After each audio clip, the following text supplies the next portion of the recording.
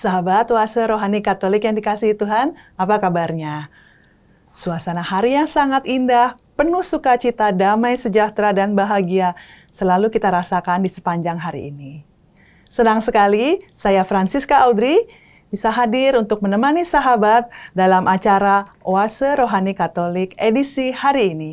Dan pada hari ini, kita ditemani dan dibimbing oleh seorang pastor yang saya yakin sudah tidak asing lagi, dan renungan-renungannya sudah menginspirasi banyak sahabat gitu ya. Mari kita sambut Pastor John Laba SDB. Halo Pastor, apa kabar Pastor? Kabar baik Bu Audrey dan para pemirsa Oase Rohani Katolik yang saya kasih dalam Kristus. Salam sehat untuk semuanya. Terima kasih Pastor sudah berkenan untuk hadir dan menemani sahabat dalam mengupas dan membaca dan mengupas dan dari bacaan pada hari ini ya Pastor ya. Dan seperti biasa sahabat, kita akan meminta Pastor untuk mengawali acara hari ini dengan doa pembuka. Silakan Pastor. Mari kita bersatu dalam doa. Dalam nama Bapa dan Putra dan Roh Kudus. Amin. Allah Bapa yang Maha Mulia, dalam perayaan kudus, Engkau selalu hadir di tengah-tengah kami. Engkau selalu berbicara dengan kami melalui sabda-Mu. Kami hadir di hadirat-Mu untuk membaca dan merenungkan sabda-Mu. Semoga sabda-Mu yang akan kami dengar menjadi pelita bagi langkah kaki kami untuk boleh menghayati hukum cinta kasih-Mu, boleh hidup berdampingan sebagai saudara bagi saudara kami yang lain. Bantulah kami, semoga apa yang kami dengar boleh bertumbuh di dalam kehidupan kami dan menjadi kesaksian kami di hadapan sesama kami yang lain. Demi Kristus Tuhan dan pengantara kami. Amin. Dalam nama Bapa dan Putra dan Roh Kudus. Amin. Antifon pembuka. Kasih dan kesetiaan akan bertemu. Keadilan dan damai sejahtera akan berpelukan. Pembacaan diambil dari surat kedua Rasul Paulus kepada jemaat di Korintus, bab 3 ayat 15 sampai dengan bab 4 ayat 1 dan dilanjutkan ayat 3 sampai dengan ayat 6. Saudara-saudara, memang benar, setiap kali orang-orang Israel membaca kitab Musa, ada selubung yang menutup hati mereka sampai pada hari ini. Tetapi, apabila seorang berbalik kepada Tuhan, maka selubung itu diambil daripadanya. Sebab Tuhan adalah Roh. Dan di mana ada Roh Allah, di situ ada kemerdekaan. Dan dengan muka yang tidak terselubung, kita semua mencerminkan kemuliaan Allah.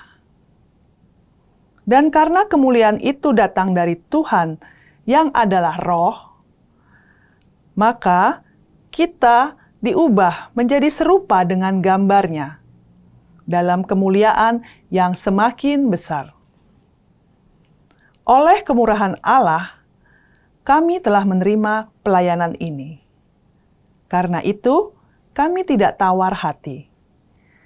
Jika Injil yang kami wartakan masih tetap tertutup, maka hanya tertutup untuk mereka yang akan binasa, yaitu orang yang tidak percaya, yang pikirannya telah dibutakan oleh ilah zaman ini, sehingga mereka tidak melihat cahaya Injil tentang kemuliaan Kristus, yang tidak lain adalah gambaran Allah sendiri.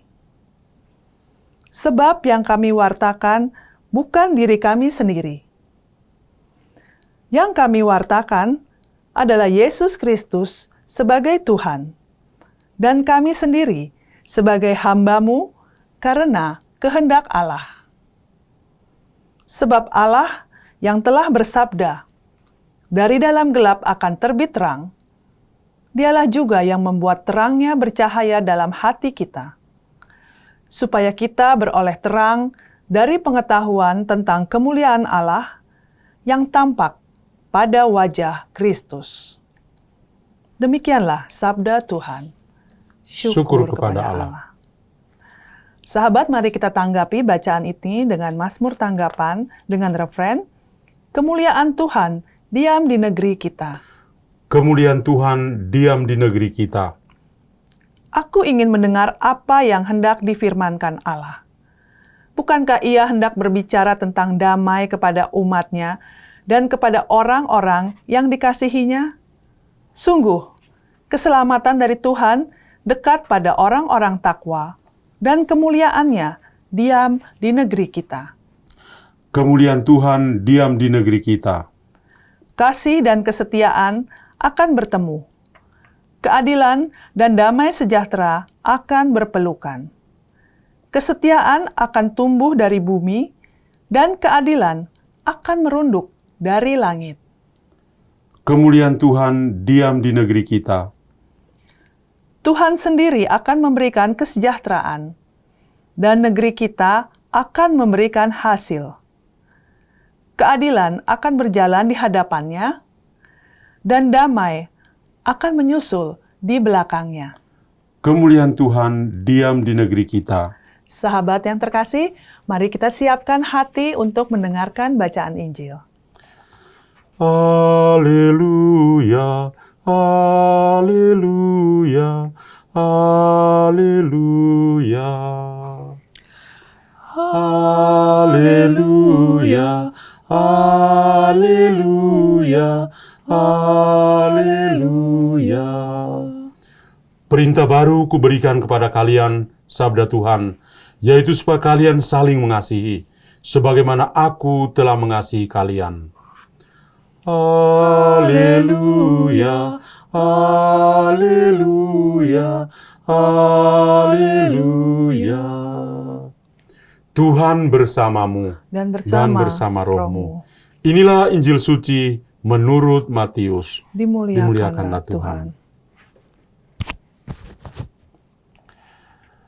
Dalam khotbah di bukit, berkatalah Yesus, "Jika hidup keagamanmu tidak lebih benar daripada hidup keagamaan para ahli Taurat dan orang-orang Farisi, kalian tidak akan masuk ke dalam kerajaan surga. Kalian telah mendengar apa yang disabdakan kepada nenek moyang kita, jangan membunuh. Siapa yang membunuh harus dihukum. Tetapi aku berkata kepadamu, setiap orang yang marah terhadap saudaranya harus dihukum. Barang siapa berkata kepada saudaranya, kafir, harus dihadapkan ke mahkamah agama. Dan siapa yang berkata jahil, harus diserahkan ke dalam neraka yang menyala-nyala. Sebab itu, jika engkau mempersembahkan persembahanmu di atas mezbah, dan engkau teringat akan sesuatu yang ada di dalam hati saudaramu terhadap engkau, tinggalkanlah persembahanmu di depan mezbah itu, dan pergilah berdamai dahulu dengan saudaramu, lalu kembali untuk mempersembahkan persembahan itu. Segeralah berdamai dengan lawanmu selama engkau bersama-sama dia di tengah jalan, supaya lawanmu jangan menyerahkan engkau kepada hakim, dan hakim itu menyerahkan engkau kepada pembantunya, dan engkau dilemparkan ke dalam penjara. Aku berkata kepadamu, sesungguhnya engkau tidak akan keluar dari sana sebelum engkau membayar utangmu sampai lunas." Demikianlah sabda Tuhan. Terpujilah Kristus. Sahabat Oase Rohani Katolik yang dikasihi Tuhan, mari sekarang kita menggali lebih dalam pesan-pesan yang mau disampaikan dalam bacaan hari ini. Pastor, kira-kira pesan apa nih yang akan disampaikan di bacaan pertama dulu ya, Pastor ya? Ya, baik. Mbak Audrey dan juga para pemirsa Oase Rohani Katolik yang saya kasihi. Bacaan kita pada hari ini dari 2 Korintus bab 3 ayat 15 sampai bab 4 ayat 1, ayat 3 sampai 6. Ini sebenarnya ada dua bagian yang penting. yang ditampilkan dalam bacaan liturgi hari ini. Ya, bagian yang pertama itu merupakan kelanjutan dari wejangan-wejangan atau pengajaran Santo Paulus tentang pelayan-pelayan Perjanjian Baru. Kemudian di bagian yang kedua, itu bagian terakhir dari bacaan pertama, itu Paulus sedang berbicara tentang harta rohani dalam bejana tanah liat. Ya, jadi dua bagian itu. Nah, pada bagian pertama dari bacaan pertama ini menarik karena Paulus itu sedang berusaha untuk menjelaskan kepada jemaat di Korintus sebuah perbandingan antara dunia Perjanjian Lama dan Perjanjian Baru. Kalau Perjanjian Lama itu fokusnya adalah pada hukum Taurat, sedangkan pada dunia Perjanjian Baru fokusnya itu pada pribadi Kristus itu sendiri. Kalau kita membaca Injil dan juga Injil Matius yang hari-hari ini kita dengar, itu Yesus mengatakan, saya datang bukan untuk menghapus hukum Taurat itu, tapi saya datang untuk menggenapi, menyempurnakan. Dan ini dalam kacamata Paulus, ya, saya yakin bahwa Paulus itu memahami ini dan dia coba untuk membuat perbandingan itu. Nah, di dalam bacaan pertama, hal yang menarik adalah bahwa Paulus melihat konteks orang-orang Korintus pada saat itu, mereka senang hidup dalam dosa. Dan ini merupakan salib bagi Paulus ketika dia mewartakan Injil di sana. Dia berusaha menyadarkan orang-orang Korintus yang menyenangi kedagingan. Salah satunya adalah hidup dalam percabulan. Dan itu yang mau dikoreksi oleh Santo Paulus. Nah, karena situasi itu, dia lalu coba untuk membangun pikiran mereka. Dia mengatakan, kalau dalam dunia Perjanjian Lama, dalam Perjanjian Lama itu, orang itu punya selubung. Dan selubung itulah yang menghalangi mereka untuk bisa mengerti dengan baik hukum Taurat dan menghayatinya. Ya. Sedangkan dalam dunia Perjanjian Baru, kita itu punya Kristus yang kiranya bisa melepaskan selubung itu, dan kita bisa memahami dengan baik, bukan lagi hukum Taurat tentu saja, tapi perintah baru yang diajarkan oleh Yesus, yaitu perintah kasih itu. Ya. Kemudian hal yang lain, yang kedua, dalam bagian kedua dari bacaan pertama adalah ketika Santo Paulus bicara tentang bagaimana bisa melepaskan selubung dari wajah jemaat di sana, yang keras hati, yang egois, yang suka pada dosa yang tadi saya katakan, dosa percabulan itu. Caranya adalah mereka harus melihat Tuhan sebagai terang. Mereka harus mengimani Tuhan sebagai roh yang menghidupkan mereka. Ya. Jadi meskipun ada dua bagian yang penting, ya, bagian pertama tentang dunia Perjanjian Lama dan Perjanjian Baru, tapi juga di bagian kedua Paulus coba menghadirkan Tuhan sebagai roh. Yang mana kalau kita membaca dalam Injil Yohanes bab 4, ketika Yesus berbicara dengan wanita Samaria, dia mengatakan pada saatnya nanti orang itu akan menyembah Allah dalam roh dan kebenaran. Dan kebenaran itulah yang memerdekakan. Dan itu juga yang tadi singgung oleh Santo Paulus, mengatakan kita menjadi orang yang merdeka. Artinya kita, karena Kristus, kita menjadi merdeka. Kita bisa lepas dari dosa-dosa. Selubung itu dilepaskan dan kita menjadi manusia yang merdeka. Jadi setelah kita terlepas dari dosa, kita merdeka, kita selubung itu terlepaskan, dan pada akhirnya kita bisa melihat Allah, gitu ya? Iya. Sebetulnya perbandingan yang dipakai juga oleh Musa, oleh Paulus, sebetulnya dia teringat pada apa yang juga diceritakan dalam kitab Keluaran. Ya. Kalau kitab Keluaran kita baca dalam Keluaran bab 33 ayat 18 dan 22, itu menceritakan bagaimana Musa ketika dia turun dari Gunung Sinai, kan dia menemukan orang-orang kan menyembah berhala itu. Dia sangat marah. Ya. Tapi kemudian situasi yang indah adalah ketika orang-orang Israel itu melihat wajah Musa itu terang benderang. Bersinar-sinar. Iya, ya. bersinar. Maka orang-orang Israel sendiri tidak mampu untuk melihat secara langsung muka dari Musa itu. Mereka selalu tunduk, ya, karena Musa menampilkan terang Allah kepada orang-orang Israel. Ya. Paulus juga sebetulnya dalam bacaan pertama tadi itu mengingatkan kita, kalau kita bisa melepaskan selubung atau dengan bahasa yang lebih sederhana, kalau kita bisa lepas dari dosa, maka kita juga bisa menampilkan wajah Allah yang penuh kasih kepada orang-orang yang lain yang ada di sekitar kita. Jadi kita Seperti bisa itu. menampilkan sinar Allah dalam diri kita gitu ya, Mo ya. Betul. Kemudian Romo, dan dalam pelayanan ini Romo ya,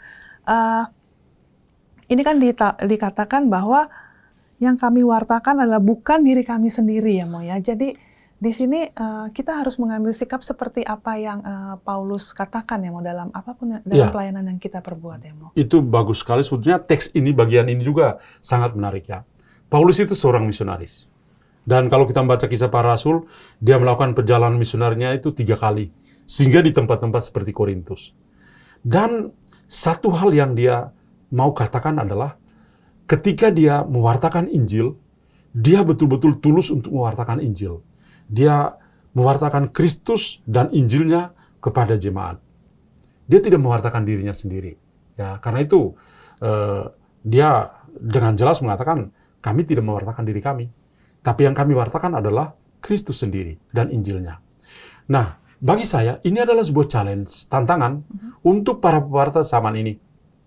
Kalau kita coba melihat dalam gereja kita, betapa banyak orang itu, sadar atau tidak sadar, mereka itu tidak mampu untuk membawa orang kepada Kristus, tetapi membawa orang kepada dirinya. Oke. Dan ini yang menjadi challenge yang Paulus mengatakan, bukan saya, tapi Kristus itu number one. Ya. Nah, para pewarta atau pewarta sabda masa kini, entah kami para imam, orang-orang awam, siapa saja yang bisa mewartakan sabda, kadang-kadang sadar atau tidak sadar, bisa ada punya kecenderungan untuk membawa orang kepada dirinya. Betul. Karena kalau orang milih ya, Mo ya. Milih, ini pastor ini nggak menarik gitu, atau ada Betul. seminar ini, ini pembicaranya menarik nih, kita ikut gitu. Jadi, ya, Mo ya. misalnya di gereja-gereja kan, Ya. orang kalau misalnya mau pergi misa, lihat pastor siapa yang misa ya, Ya, betul. pastor ini malas lah. Ya. Seperti itu kan. Ngantuk ya, Mo ya. Ngantuk. Ya. Atau ada yang punya geng-geng tersendiri. Iya. Wah, kalau itu, followernya banyak ya. Iya. Kalau yang ini, itu mah biasa-biasa aja. Seperti itu ya. Paulus itu seperti sedang menampar kita. Karena dia mengatakan, yang saya wartakan, yang kami wartakan adalah Kristus. Bukan diri kami. Nah, dan ini memang sebuah koreksi juga yang bagus untuk, tadi saya katakan, untuk kami para imam, dan juga para pewarta sabda, supaya ketika mewartakan sabda, yang menjadi goals atau tujuan adalah membawa orang kepada Kristus, bukan kepada diri kita sendiri. Tidak ada banyak manfaat ketika kita mengumpulkan banyak orang di sekitar kita, dan akhirnya mereka melupakan Kristus. Itu, ya, kalau dalam bahasanya Paus Fransiskus, dia mengatakan, gembala itu harus berbau domba. Ya. Jadi betul-betul membaur dengan domba, dan ada di sana. Ya. Tidak bisa mengumpulkan satu kelompok khusus, dan itu sebetulnya bukan sifat gereja itu. Iya, gitu. betul. Jadi gereja itu bukan suatu kelompok yang eksklusif ya, Mo ya. Gitu ya, ya. Betul. Baik. Nah, kemudian ini dikatakan di sini juga dikatakan bahwa sebab Allah yang telah bersabda, dari dalam gelap akan terbit terang. Dialah juga yang membuat terang bercahaya dalam hati kita. Nah, itu maknanya apa ya? Supaya kita beroleh terang dari pengetahuan tentang kemuliaan Allah yang tampak pada wajah Kristus. Maksudnya apa ya, Mo? Kalau kita membaca Injil, terutama Injil Yohanes, Yesus itu mengatakan, dia adalah terang dunia. Dia adalah terang. Akulah terang dunia. Ya. Dan dia tidak hanya mengatakan itu, bahwa dia sebagai terang dunia, tapi dia juga mengatakan dalam Injil Matius, dan ini beberapa hari terakhir juga kita mendengar, dia mengatakan, kamu adalah terang dunia, kamu adalah garam dan terang ya, kamu adalah garam dan terang dunia. Nah, jadi itu berarti Yesus tidak hanya menunjukkan dirinya sebagai terang, tetapi kita juga diharapkan untuk bisa menjadi terang. Nah, Paulus ketika berbicara dengan orang-orang di Korintus, tadi saya katakan bahwa mereka itu hidup dalam kegelapan. Dosa, Hidup ya. dalam selubung yang membuat mereka itu seperti sedang berjalan dalam kegelapan. Karena kedagingan mereka itu. Ya. Karena itu, Paulus coba untuk membuka pikiran mereka. Silakan lepaskan selubung itu, dan kamu akan melihat Tuhan yang adalah terang. Tuhan yang adalah roh. Dan ketika seorang itu mampu untuk melepaskan selubung, dalam arti kata yang lain, ketika seorang itu bisa bertobat, maka dia bisa menjadi terang. Ya, dia bisa menjadi terang bagi orang lain. Bertobat, jadi cahaya terang itu muncul dari dalam hatinya ya, Iya. Pak ya. Kita dalam pengalaman keseharian kita, Mbak Audrey, kita bisa tahu kok kalau kita ketika berbicara dengan seseorang, kita bisa merasa orang ini hatinya baik apa enggak ya? Kita nyaman enggak ya? Iya. Seperti itu ya. Itu Roh Kudus itu bekerja itu, seperti itu ya. Jadi kita bisa langsung merasa orang ini kayaknya susah ya, sepertinya apa begitu ya. Kalau yang ini, wah nyambung, enak, seperti itu ya. Ya. Jadi perasaan-perasaan manusiawi kita juga bisa mencerminkan orang itu ya, sesuatu yang baik itu berasal dari dalam hati. Yang jahat juga berasal dari dalam hati. Bukan yang dari luar. Yesus juga mengatakan, bukan yang dari luar itu yang menajiskan, tapi yang keluar dari dalam itu adalah yang menajiskan. Tapi bagi saya, ada hal-hal baik juga bisa kita tampilkan ketika orang di sekitar kita merasa nyaman, merasa damai, dan lain sebagainya. Ya. Baik, Romo. Sahabat Oase Rohani Katolik yang terkasih, demikian permenungan-permenungan dari bacaan pertama. Dan kita akan jeda sejenak, dan jangan kemana-mana, karena kita akan melanjutkan permenungan dari bacaan Injil.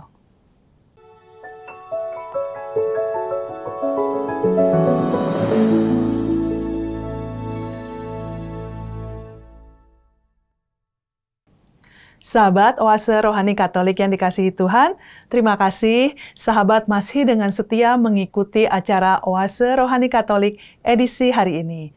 Masih bersama dengan Pastor John Laba SDB dan saya Francisca Audrey.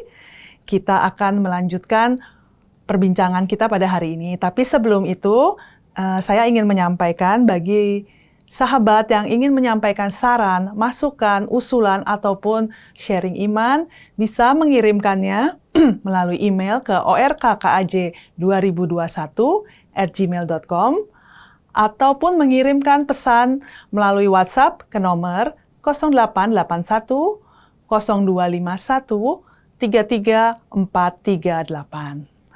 Baik, Pastor. Ada pesan apa lagi yang mau disampaikan menurut pesan dari Rasul Paulus nih, Pak? Ya, secara singkat ada 3 poin yang mau dikatakan oleh Paulus dalam bacaan pertama itu. Ya. Yang pertama adalah ada realitas dosa yang menjadi selubung yang menghalangi kita untuk memahami dan mengenal Kristus sebagai sabda kehidupan. Dan dalam konteks orang-orang di Korintus, selubung itu adalah dosa, banyak dosa. Salah satunya adalah dosa percabulan yang terkenal. Paling utama di sana, paling banyak ya, Ya. Pastor ya. Kemudian yang kedua, Santo Paulus mengajak kita supaya kita punya perasaan bahwa kita memang membutuhkan Tuhan. Ya, kita membutuhkan Tuhan untuk bisa menerangi kehidupan kita. Dia adalah terang dunia dan dia perlu menerangi hidup kita. Ia membuat terangnya bercahaya dalam hati kita supaya kita juga beroleh terang untuk bisa mengenal Allah lebih dalam lagi. Ya. Dan yang terakhir adalah kita punya tugas adalah mewartakan Kristus, bukan mewartakan diri kita. Ya. Tuhan selalu menjadi nomor 1. Itu yang tadi saya katakan, itu adalah challenge bagi kita. Nah, dari pengalaman Paulus, lalu kalau kita masuk ke dalam bacaan Injil, ya itu juga kita pas sedang mendengar pengejawantahan dari sabda bahagia. Dari Injil Matius bab 5, itu Tuhan Yesus mengajar sabda bahagia. Dan setelah dia mengajar sabda bahagia, dia berusaha untuk menjelaskan supaya sabda itu betul-betul menjadi daging, tidak hanya kata-kata kosong. Ya, maka dia masuk dalam pengalaman-pengalaman yang konkret. Hal yang pertama yang Yesus sampaikan adalah para rasul, you itu harus menjadi garam dan terang. Nah, garam itu menarik. Garam itu kalau memberi rasa pada makanan, dia harus kehilangan jati dirinya, merembes masuk ke dalam makanan, melebur. Dan dari dalam makanan dia memberi rasa. Tanpa garam orang bisa berantem loh. Iya, betul. Terang juga ada kalau ada yang gelap. Tapi ketika ada terang, bukan untuk diri sendiri, tapi terang itu, pelita itu harus diletakkan di atas kaki Dian untuk bisa menerangi. Sebetulnya garam dan terang itu bicara tentang perbuatan-perbuatan baik, keteladanan yang bisa kita berikan kepada orang-orang lain. Nah, kemudian setelah dia menjelaskan tentang garam dan terang dunia, dia masuk ke satu pokok yang lain lagi, yang merupakan kelanjutan bacaan yang kita dengar hari ini. Ya, yaitu tentang bahwa dia datang ke dunia bukan untuk menghapus hukum Taurat, tapi dia datang ke dunia untuk menggenapi, untuk menyempurnakan. Bahkan satu iota itu seperti koma yang kecil, tidak bisa dihilang. Kalau orang berani menghilangkan, tidak mengajarkan, dia tidak punya tempat yang layak di dalam kerajaan surga. Luar biasa. Jadi, betapa Yesus mau meminta para muridnya untuk benar-benar berpegang teguh pada tradisi yang mereka miliki, terutama hukum Taurat itu. Lalu pada bagian kita, yang Injil yang hari ini kita dengar, ya, dia membuat kita menjadi lebih realistis, ya, dengan hal-hal yang kita alami dalam kehidupan kita setiap hari. Terutama bagaimana mengejawantah hukum, bukan lagi seperti hukum Taurat dalam Perjanjian Lama yang begitu kaku, tapi dengan hukum baru yang diajarkan sendiri, yaitu hukum kasih. Ya. Karena itu yang dia harapkan pada kita adalah hukum kasih yang betul-betul nyata. Atau kalau saya coba membawa kita untuk membaca dalam surat 1 Yohanes bab 3 ayat 18. Itu ada kalimat yang menarik. Dia katakan begini. Yohanes katakan, anak-anakku, marilah kita mengasihi bukan dengan perkataan atau dengan lidah, tapi dengan perbuatan dan kebenaran. Jadi mengasihi tidak hanya I love you, bukan. Tapi orang harus betul-betul mengalami bahwa mereka memang dikasihi.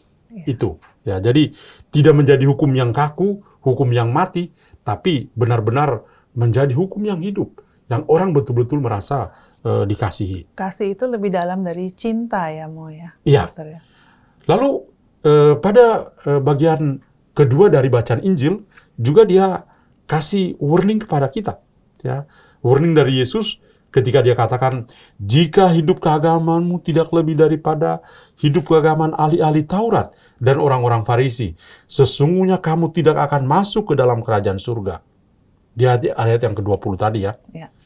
Apa yang harus kita lakukan? Kita harus berusaha melepaskan selubung yang menghalangi pandangan kita kepada Tuhan dan kepada sesama. Nah, jadi dengan pemilihan kata, diksi yang dia pakai dalam bacaan Injil tadi adalah kata membunuh dengan marah. Dibandingkan marah dengan marah. Kafir dengan jahil. Membunuh, menghilangkan nyawa seseorang seperti Kain dan Abel. Kain membunuh Abel, itu memang dosa yang besar. Dosa besar, ya. Tapi Yesus mengatakan, tapi kalau seorang itu marah, itu lebih tinggi. Levelnya lebih tinggi daripada membunuh ya, Mo? Why? Karena marah itu adalah the capital sin. Induk dari dosa yang lain. Kalau saya marah itu, saya pasti benci, saya pasti dendam, saya pasti pingin bunuh orang itu, saya pasti pingin telan orang itu. Orang kalau marah itu ekspresinya macam-macam. Ya. Kita semua pernah marah kok. Ya. Pastor juga marah. Ya. Pemirsa Seroni Katolik juga pasti marah. Ya. Jadi ada marah. Ternyata marah jauh lebih tinggi dari itu ya. Kemudian tadi kita juga mendengar kata kafir ya. Trennya mengkafiri orang banyak sekali ya. Sekarang lagi tren ya, Mo. Lagi tren. Tapi Yesus mengatakan bukan itu. Kalau Anda mengatakan jahil, lu bisa masuk neraka loh. Wow, jahil lebih tinggi levelnya ya daripada itu. Kenapa? Jahil itu artinya bodoh ya. Itu kita matikan karakter orang ketika kita mengatakan orang itu betul-betul bodoh, bebal, bego, oon, bla bla bla bla. Oh, udah yang paling. Kekerasan verbal yang selalu keluar dari mulut orang adalah kata jahil ini. Iya, iya. Ketika seorang mengatakan orang itu benar-benar jahil, bodoh, artinya dia tidak punya pengetahuan akan Allah. Ya, kalau dia tidak punya pengetahuan akan Allah, dia benar-benar tidak berdaya sama sekali itu. Iya. Dan itu Yesus mengatakan tidak bisa itu. Ya. Orang itu, kalau dia katakan jahil, dia neraka itu menjadi tempat bagi dia. Ya, karena Ya. manusia itu kan diciptakan seturut dengan gambaran Allah ya. Betul. Selain Pastor, diciptakan sesuai dengan gambar dan rupa Allah sendiri, kita sadar bahwa Tuhan ketika menciptakan kita itu dikasih 3 hadiah istimewa. Yang pertama adalah kita dikasih akal budi. Akal budi untuk bisa punya pengetahuan akan Allah. Ya. Dia juga kasih kita kebebasan. Ya. Setiap orang punya freedom. Ya. Dan yang ketiga adalah setiap orang itu punya hati nurani. Hati nurani. Jadi tidak bisa kita mematikan karakter orang dengan mengatakan dia bodoh, jahil, mendung-dungui. Seperti itu memang keterlaluan ya. Ya, jadi kita harus menjaga Ya. perkataan kita ya, Mo Ya. ya. Lalu yang kedua dalam bacaan Injil juga adalah Yesus mau supaya kita itu bisa hidup berdampingan satu sama lain. Koeksistensi. Kenapa? Yesus tahu kok murid-muridnya ya, dari para muridnya saja ini ada Yohanes dan Yakobus itu orang-orang ambisius itu ya.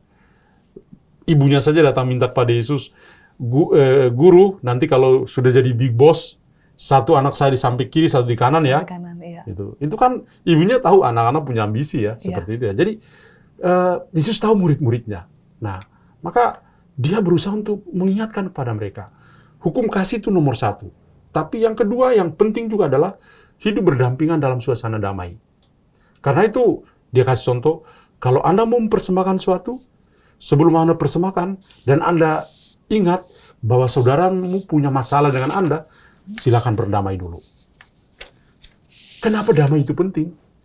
Karena damai itu milik Tuhan. Kalau kita membaca Injil Yohanes bab 14 ayat 27, Yesus mengatakan, damaiku kuberikan kepadamu.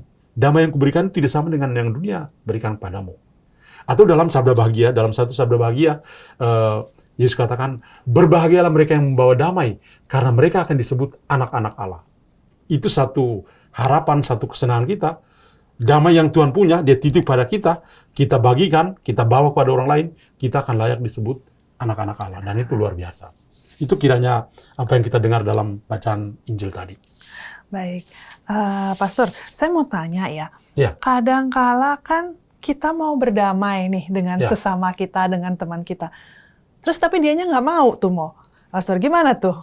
Ya, Kita harus bersikap bagaimana? hal pertama adalah ada satu perkataan yang bagus, itu mengatakan, to forgive means to forget. Memaafkan itu berarti melupakan. Ya, mengampuni berarti melupakan. Itu kadang-kadang itu kita susah sekali untuk bisa mengampuni atau memaafkan. Karena kita selalu ingat saja apa yang sudah orang lakukan pada kita. Maka susah untuk kita itu. Nah, yang kedua, kadang-kadang kita juga berhadapan dengan saudara-saudara kita yang susah sekali untuk menerima damai. Tidak hanya susah membawa damai, tapi susah juga untuk menerima damai. Ya.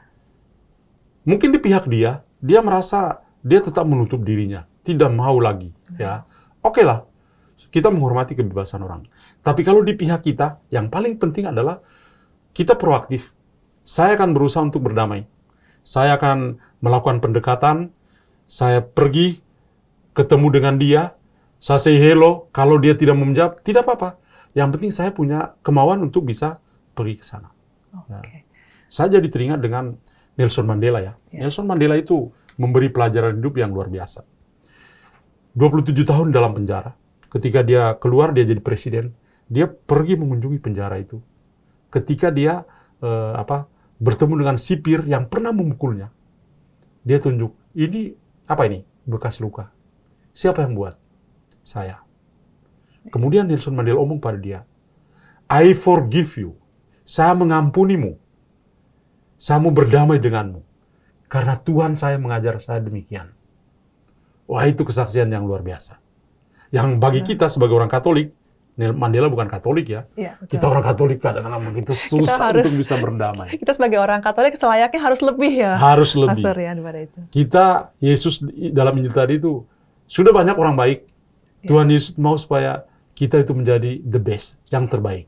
Kita harus mampu untuk meningkatkan kualitas hidup kita ya, Iya. Pastor ya. Harus lebih berkualitas. Ya. Ya. Tidak hanya ya pas-pasan. Minimalis itu bukan harapan Yesus itu. Harus menjadi maksimalis. Ya. Itu. Dan caranya ya tadi yang seperti Pastor katakan itu ya, Iya. untuk meningkatkan kualitas hidup kita itu ya, Pastor ya. Iya. Kualitas sebagai orang beriman ya, dengan kemampuan untuk bisa mengasihi, dengan kasih seperti Kristus ini bukan hanya dengan kata-kata, tapi dalam perbuatan nyata. Dan yang kedua adalah keterbukaan hati kita untuk berdamai dengan siapa saja yang mungkin kita semua punya musuh. Iya. Tapi apa sih untungnya Anda punya musuh? Bukan yang ada adalah stres untuk kita. Iya, betul. Jadi kita berusaha untuk menjadi sesama yang baik, bisa berkoeksistensi dengan sesama kita. Itu. Bisa berdamai dengan sesama kita, sehingga itu yang pasti apapun yang terjadi pasti akan menguntungkan kita ya, Pastor ya. Itu kalau kita keuntungan yang mampu besar ya. untuk kita. Iya, ya. betul. Betul. Baik. Terus kemudian di bagian akhir ya, kayaknya serem sekali ya. Di sini dikatakan kalau kita nggak berdamai, kita pada akhirnya kita akan bisa dilemparkan ke dalam penjara ya, gitu, Pastor. Iya, itu sebetulnya membawa kita untuk merasa begini ya. Kalau kita bisa hidup berdampingan dengan orang lain, bahkan sampai akhir hidup kita, itu kita aman-aman aja. Gitu. Kita bisa melihat dalam masyarakat kita ya, betapa banyak orang yang sampai saudara atau orang tua itu meninggal, mereka belum saling mengampuni atau belum berdamai satu sama lain. Ya, betul. Saya sebagai pastor sering bertemu di rumah duka, orang itu menangis histeris dan mengatakan, aduh kita belum saling memaafkan, belum saling berdamai, kenapa Anda meninggal duluan? Saya mengatakan itu salah besar. Iya. Kenapa ketika dia badannya masih panas, Anda tidak datang dan berdamai? Iya. Kenapa badannya sudah kaku baru Anda datang untuk berteriak tentang damai? Itu useless. Ya, jadi bagi saya, kalau kita bisa membawa damai kepada orang lain, kita sungguh-sungguh anak Allah. Iya. Maka Yesus mengatakan, kalau Anda mempersembahkan, persembahanmu akan bernilai kalau kamu sudah berdamai. Damai dengan samamu, damai dengan hatimu juga. Musuh yang paling besar itu diri kita. Betul. Ya, kadang-kadang kita memikirkan tentang damai dengan orang-orang lain, tapi kita lupa bahwa kita pertama-tama Kita adalah lupa. kita berdamai dengan Kita diri lupa kita untuk sendiri. berdamai dengan diri sendiri ya, Betul, Pastor. Karena betul. kita nggak menganggap penting ya Iya. mungkin diri kita ya. Musuh yang paling besar adalah diri kita. Ya, ya. Dan kita harus berdamai dengan diri kita. Dan itu sulit loh, Pastor. Ada yang paling sulit. Ya. Oke. Jadi kalau begitu sebelum sebelum kita memberi persembahan, yang paling utama kita Hati memberi kita harus siap. itu ya, damai kepada Iya. hati kita. Saya ya. melihat dalam ritus Santo Ambrosiana di kota Milano dan beberapa daerah sekitar di Kuskupan Milano, Ya. mereka itu sebelum persembahan, mereka sudah berdamai lebih dahulu. Saya ketika mengikuti teman-teman yang ritus Ambrosiana, saya juga heran, kenapa kamu begitu? Ini di Injil kok. Oh Ya. gitu ya. Jadi kita kan setelah Bapak kami baru salam damai. Mereka betul. salam damai dulu baru membawa persembahan. Ya. Jadi Biar kita tidak ada beban seperti itu. iya, jadi pada saat persembahan Kita memberikan totalitas hidup totalitas hidup kita Iya. ya. Dalam maknanya begitu Iya. ya, Pastor ya. Baik, Pastor. Nah, sahabat Oase Rohani Katolik yang dikasihi Tuhan, kita sudah mendengar pesan-pesan yang disampaikan dalam bacaan hari ini. Mungkin Pastor bisa menutup dengan memberi kesimpulan atau saran apa yang sebaiknya kita lakukan sehubungan dengan bacaan hari ini, Pastor. Sebenarnya dua bacaan yang kita dengar hari ini saling terikat satu sama lain. Paulus itu membandingkan Perjanjian Lama dan Perjanjian Baru. Tuhan Yesus juga sama, membandingkan Perjanjian Lama dan Perjanjian Baru. Ya. Ada poin-poin yang boleh dikatakan sebagai simpul-simpul yang bagus untuk permenungan kita pada hari ini. Hari Kamis, Pekan Biasa yang ke-10 ini. Pertama, kita membutuhkan Kristus yang menerangi pikiran dan hati kita untuk mengerti semua perkataan atau sabda Tuhan. Kita butuh Tuhan. paling kurang butuh Tuhan Yesus. Ya, Dia terang dunia, kita butuh Dia untuk menerangi kita supaya bisa mengerti sabda dan semakin mencintai Tuhan juga. Bapa di surga tentu saja. Yang kedua, terang Kristus itu menjadi nyata dalam perbuatan-perbuatan kita yang penuh kasih dan damai kepada sesama. Orang mengenal jati diri Kristiani kita sebagai orang yang punya hukum kasih dan pendamai. Percuma saja kita jadi orang Katolik kalau kita tidak mampu untuk mengasihi dan hidup berdampingan dengan damai. Dan membawa damai bagi itu. sesama ya Pastor ya. Apalagi Yesus mengatakan yang membawa damai akan menjadi anak-anak Allah. Wah itu ya. Lalu yang ketiga adalah melepaskan selubung kemunafikan. Selubung yang dalam bacaan pertama, sebetulnya juga dalam bacaan Injil, mirip-mirip ya, tentang selubung. Penghalang-penghalang yang menutup mata kita jadi membuat kita jadi buta. Untuk tidak mampu mengasihi, tidak bisa membawa damai. Kenapa? Kita itu munafik, egois, hati kita keras, susah untuk mau berdamai. Itu adalah selubung yang ada di mata kita. Lalu yang terakhir adalah, ini yang tadi saya katakan, tamparan ya oleh Santo Paulus, tapi juga oleh Tuhan Yesus sendiri kepada kita. Rendah hati dalam mewartakan Yesus dan Injilnya. Yang di depan adalah Yesus dan Injilnya. Kita, I am nothing. Ya, saya itu tidak ada apa-apanya. Bukan siapa-siapa. Iya, bukan siapa-siapa. Tapi yang pertama adalah Tuhan sendiri. Kenapa? Karena kalau kita tidak sadar, manusia itu punya kesombongan kok. Banyak pastor yang sombong. Banyak pewarta yang sombong. Berpikir bahwa dia melebihi Tuhan. Ya, padahal sebetulnya bukan. Kita itu hanya hamba-hamba yang tidak berguna, yang melakukan apa yang diperintahkan kepada kita. Hamba yang membawa sabda kepada orang-orang lain. Ini kiranya 4 poin yang menjadi simpul yang menarik dari semua kedua bacaan yang kita dengar pada hari Kamis Pekan Biasa yang ke-10 ini. Baik, ya. Romo, sahabat Oase Rohani Katolik yang dikasihi Tuhan, kita akan sudahi perjumpaan kita pada hari ini dengan doa penutup dan berkat dari Tuhan melalui Pastor John. Marilah kita berdoa. Dalam nama Bapa dan Putra dan Roh Kudus. Amin. Bapa dalam surga, syukur kepadamu. Engkau memberikan kesempatan pada kami hari ini untuk boleh mendengarkan sabdamu dan merenungkan serta berusaha untuk melakukan sabdamu di dalam hidup kami. Jadikanlah kami pelaku-pelaku firman yang benar dengan membawa kasih dan damai kepada sesama kami yang lain, mulai dari dalam diri kami, dalam keluarga, lingkungan, dan dalam masyarakat kami. Bantulah kami untuk memiliki hati yang selalu terbuka akan kasih-Mu. Dan semoga kami juga bisa hadir dan menjadi terang bagi sesama kami yang lain. Terima kasih Tuhan, nama-Mu kami puji, kini dan sepanjang masa. Amin. Tuhan bersamamu. Dan bersama rohmu. Semoga Allah yang Maha Kuasa memberkati saudara sekalian, Bapa dan Putra dan Roh Kudus. Amin. Terima kasih Pastor John sudah meluangkan waktu untuk hadir di studio dan memberikan permenungan yang luar biasa kepada sahabat Oase Rohani Katolik di bacaan hari ini. Semoga Romo selalu sehat, selalu menginspirasi dan menjadi berkat buat umat yang Romo layani. Amin. Terima kasih banyak, Pak Audrey. Dan kami juga mengucapkan terima kasih yang sebesar-besarnya kepada para sahabat Oase Rohani Katolik yang telah dengan setia mengikuti acara Oase Rohani Katolik edisi hari ini.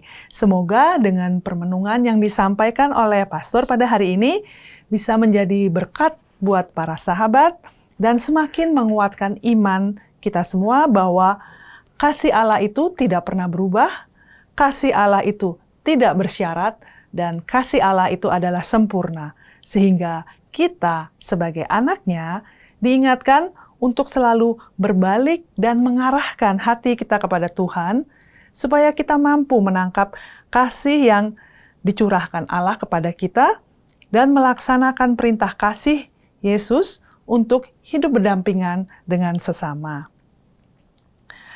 Baik sahabat Oase Rohani Katolik yang dikasihi Tuhan, kita sudahi edisi hari ini. Pastor John Laba SDB dan saya Francisca Audrey, Kami pamit undur diri, kita jumpa lagi di acara Oase Rohani Katolik edisi mendatang. Damai Kristus selalu menyertai kita semua. Salam.